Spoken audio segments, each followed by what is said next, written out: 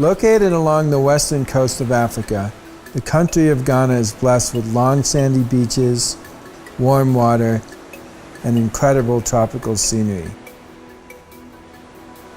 It's hard not to fall in love with the natural beauty, but what really keeps me going back are the people.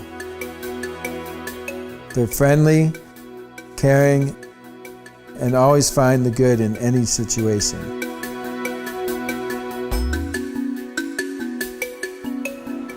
I've made a lot of great friends in Ghana, and seeing the hardships they endure on a daily basis is what inspires me to think of ways to give back to my adopted community. This led to the founding of Green World Health Net, an NGO that initiates green technology health projects in developing countries. This is the story of our latest project, the BOKO Bed Net Project. If you don't know, BOKO is a Ghanaian word. It's when someone greets you, you answer BOKO, which means I am well. And the BOKO Bed Net Project is a malaria prevention project.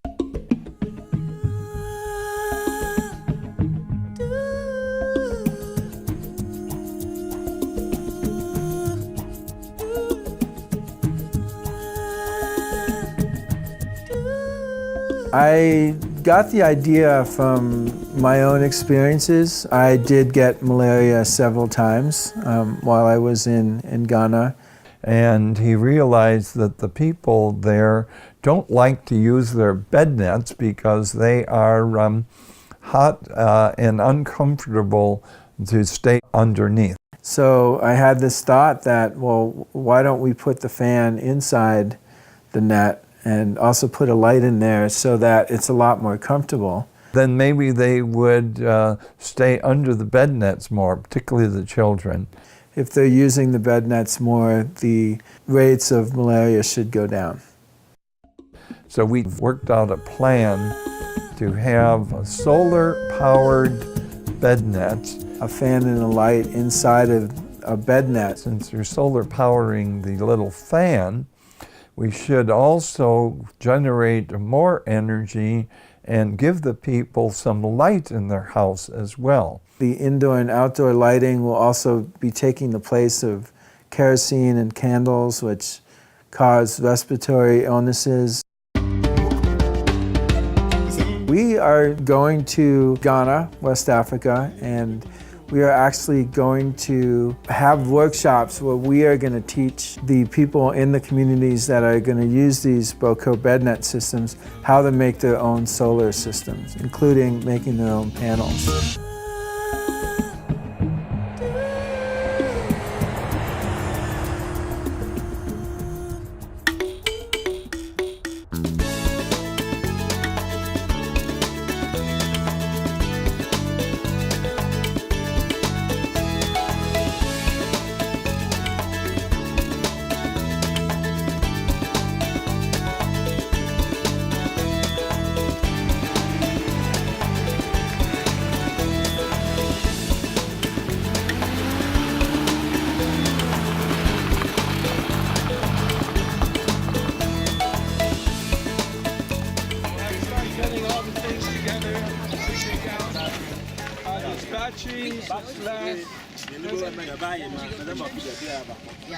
I heard that a white man has come to my father's village. The first time I met Mr. Peter, he just come to our village to see my father. My father is Joseph K. Aka. He is the chief of Katako. I just take him to the house and he told us that he will try to provide us solar energy. Later he told me he will be leaving, but he will be back. Where are you going with your little chairs? Huh? You want to help? Here, you carry this. Vast majority of Africans live in the rural villages like this. In Ghana, a lot of people will find it difficult to have electricity. Even if you have the electricity, you'll find it very difficult to pay. The project is going to provide them a lighting system for the first time in their life. So now there will not be darkness. What we're doing today is starting the workshop, teaching the community how to build solar panels and a solar system that they will then put on their houses and use for lighting and for a fan and light that's going to go inside mosquito nets. We're building systems in this village that will enable the people to have a cooling system and a lighting system, and also some other solar power to charge cell phones. And right now they have no power, so it's a pretty big jump for them.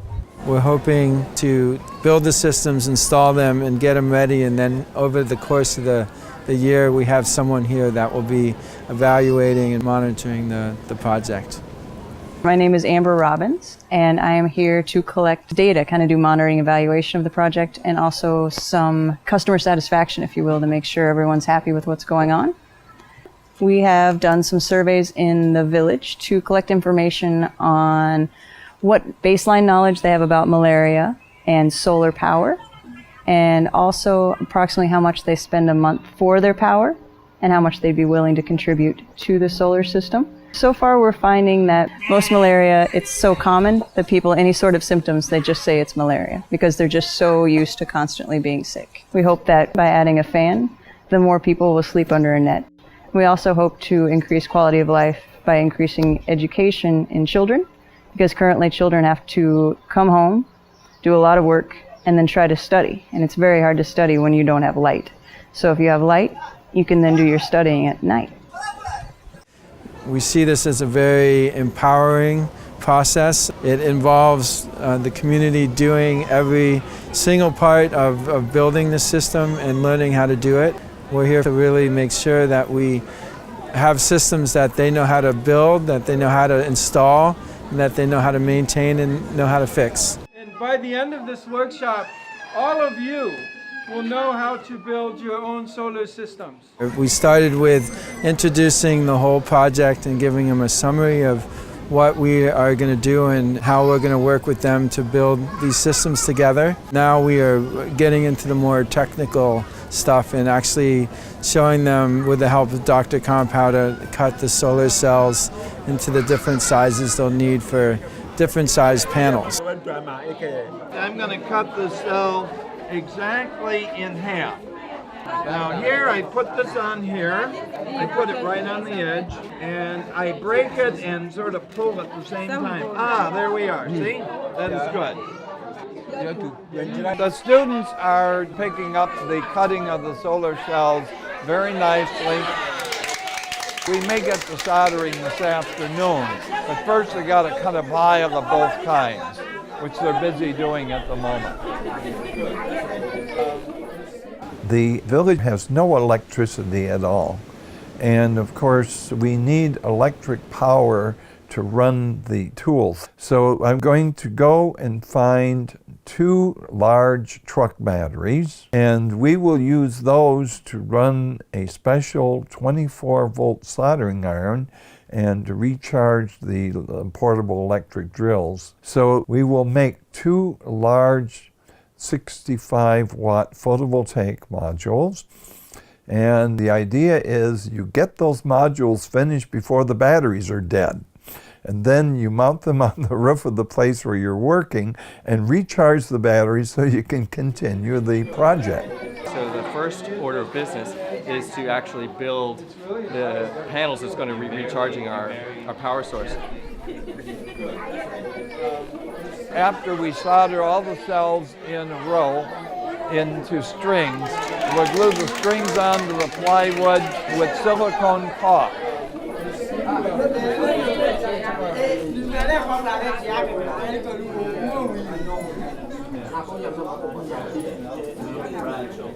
We will then glue the glass on the front, and we'll have finished modules.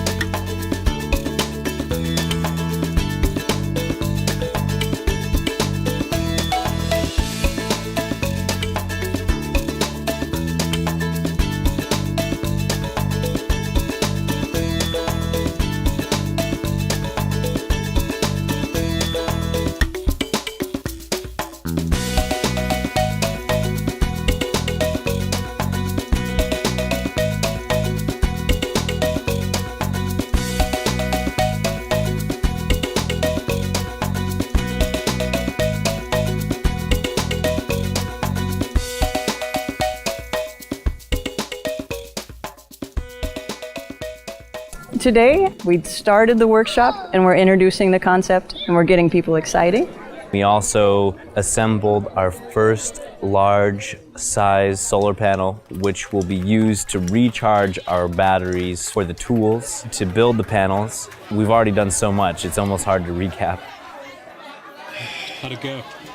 It went really well. I think everyone in the community was very excited and they did a great job learning all the different things. We made a couple panels. Yeah, it was very loud. It was kind of like being in a rock concert. I think I'm exhausted. I think everyone else is too, but it went really well.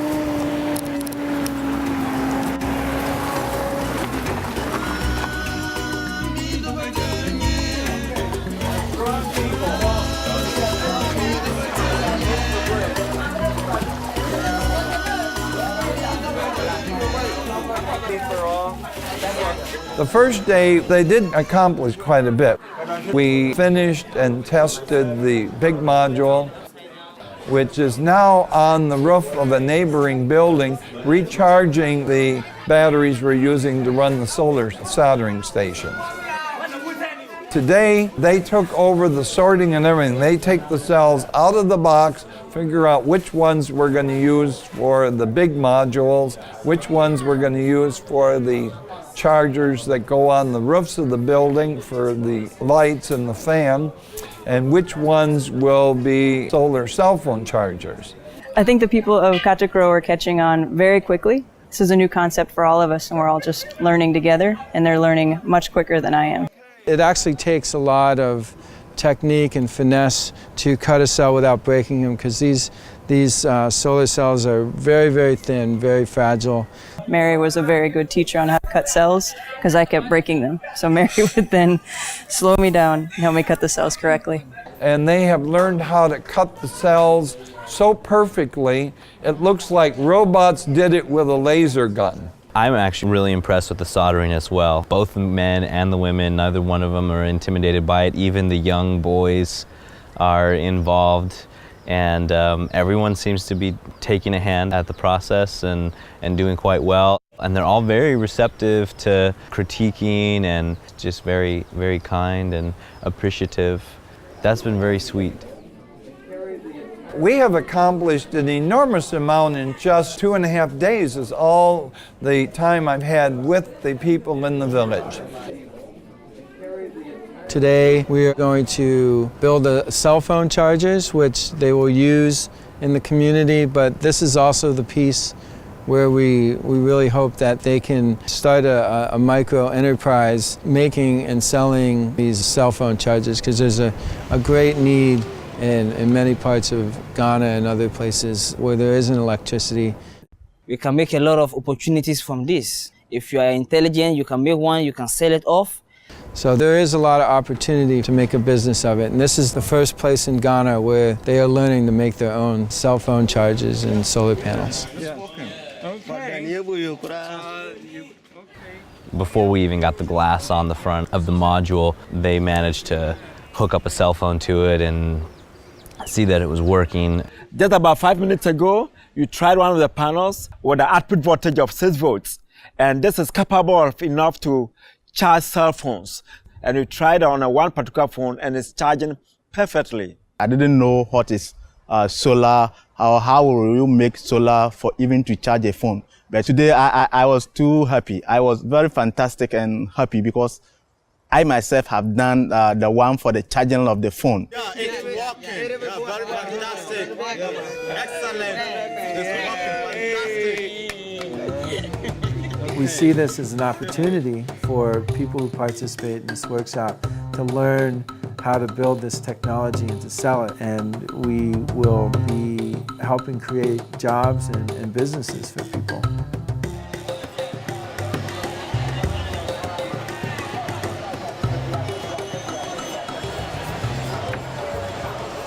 Yesterday we went to the nearest city, Takoradi, where we were looking for supplies. We were there an entire day running around trying to get different things, including glass for the panels. more batteries for the systems for the houses. We had to find the muffin fans, and we looked at a bunch of different electronic stores, and finally one of the stores had a whole variety. We ended up buying used fans, so we got a 9-volt battery and we tested them and we compared them to the intensity of the fan that we brought, and we found a good selection. We bought 2 different types of wire mesh to try. One is more of a screen, and then the other is a square wire that we can overlap to protect kids' fingers from going into the fan. Wire to connect all the panels and the lights together. That was an ordeal. How many shops did we go to? Oh my God. 7 shops to find the wire. We went to at least 7 or 8. It's nice to know that we can source those things locally.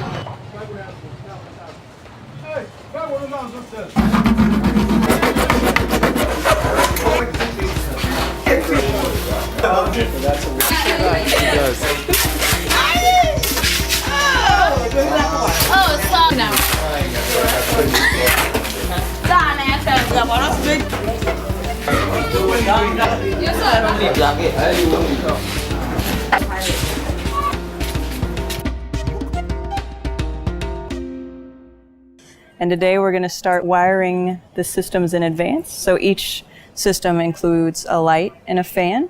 So we're kind of doing production on those and making sure they're each ready. So once the panel is installed on the roof, we can just go ahead and then wire those systems directly. So they're kind of pre-assembling. And so we're going to have solar in the first house this evening and do the entire system that includes a fan for the bed net to help make the bed net more comfortable to sleep under, and then a light also for the house. Yesterday we split off in the morning and Pete went to get the materials for the frames, and the carpenter finished cutting the backs to the remaining panels that needed to be finished. We got those painted and he put a few of those together and it just looked beautiful. And on top of that, we got the screens made for the fans. We got all the wire cut for joining the boxes, and we wired our first complete bed net system together.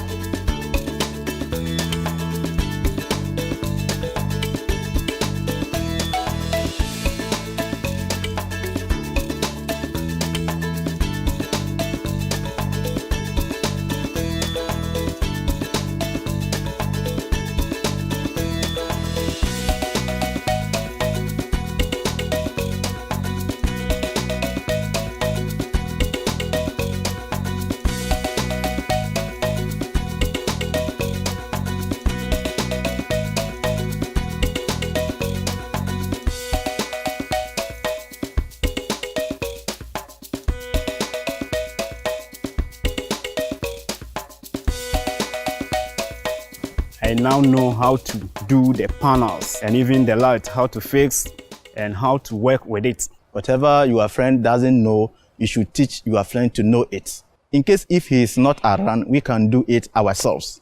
They did not make the panels by themselves, but they brought everything and they come out to teach us on how to make the panels by ourselves. But I really learned it. I think I've acquired big time knowledge. Yeah, I've learned so much. I'm taking part of the whole process. I have the whole idea now. Technically, I think we can do it. It's perfect, no doubt about that. It's been proven and now it is real in our own eyes.